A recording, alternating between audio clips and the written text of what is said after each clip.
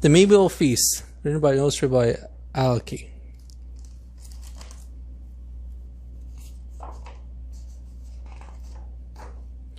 Pat Allen.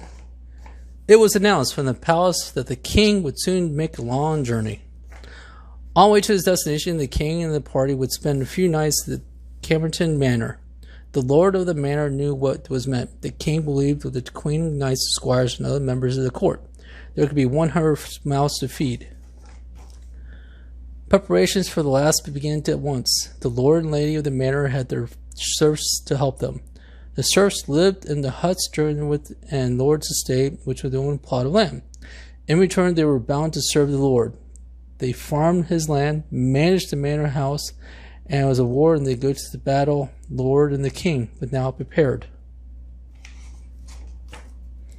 The manor's house had to be cleaned, the rooms redialed, tenant and horsemen. Fields fenced the houses, and above all, provision of the gathered of the great feast. Hunting was a sport and only rich only. The wild animals lived on the lord's estate belonged to him. Anyone caught poaching and hunting illegally was severely punished. The lord and his party went hunting. Falcons and hawks were prized as pets, and they were trained to attack birds for their masters to capture, and hawkings of fresh meat.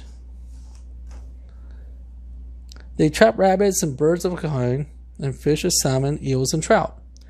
There were fruits and vegetables grown in the garden, and herbs and sauces and salads. The bees made honey for sweetening. Grains were ground in the flour of the Lord's mill, and barked in the trenches and other breads. Butter churned with the cheese were made, and ale and wines were ready with Blue House. The king was almost there. The food was prepared in a great kitchen.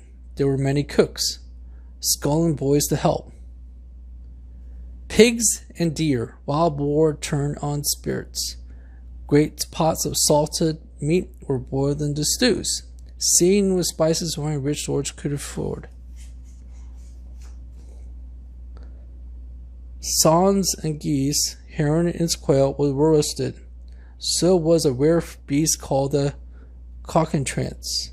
It was really a capon and silly pig that were cut in half, stuffed, sewn together each other's half.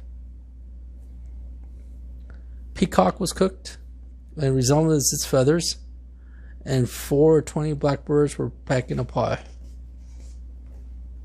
But the king, by the time the party arrived, everything was ready.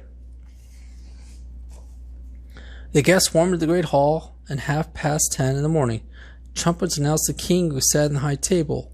With his hosts and other horned guests, they will wash their hands in scented water, and wipe them dry in clean towel. The bishop chanted prayers, and they ate and ate and ate. Well, they ate some of their food with spoons, and the rest with their fingers, and they cut pies of meat, covered, put their own trenchers and their knives they brought with them. Drum beat, trumpets sounded, and one spire followed another. They ate meat, pies of fish, tarts, thick soups called egerdaus and bunkenden. They ate boar's head, cow's tongue, and pudding by swan neck. No, they ate a lot. They ate a whole castle molded out of pastry, stuffed with meat, eggs, fruit, nuts, and wondered how they managed. Sweet and spicy sauces dripped in their trenches, as jesters, jugglers, and minerals attended them. Course followed course. Each ended with a fancy marzipan sculpture called the sumptuous. After the guests admired them, they ate those too. They ate and ate until dark, and it was the feast fit for a king, but there would be more tomorrow. The end. The medieval feast took place toward the end of the Middle Ages, about 1400, and it is fictitious, but it could have happened in real life somewhere in England perhaps. When the king announced he would visit, the lord was shaken, and the expense with the preparation could cost him a fortune. It had happened to others, but he had no choice. At least the lord would be glad it was summer and there was a fresh fruit. In winter, there would be a few vegetables, little fresh meat. Farm animals were killed and laid on them, as there were not enough to feed them during the winter. The meat was preserved in salt, smoked, and eaten stews, cold mouths, with people could not hunt. Two stews were served in a banquet, fresh meat and how far more welcome. Medieval feasting was an art. Cooks not only prepared delicious food, but they also wild mashing as well. They molded pastries into castles, sculptured desserts into kings and queens and elaborate scenes, all decorated by food paints. Live jugglers jumped out of the pudding. Birds were barked in pies, but sometimes the blackbirds were hidden into the pie to fly out and astonish guests. Each new dish was announced in trumpets and drum, and in between their music and song. The Lord did his best. The king was giving the feast to remember.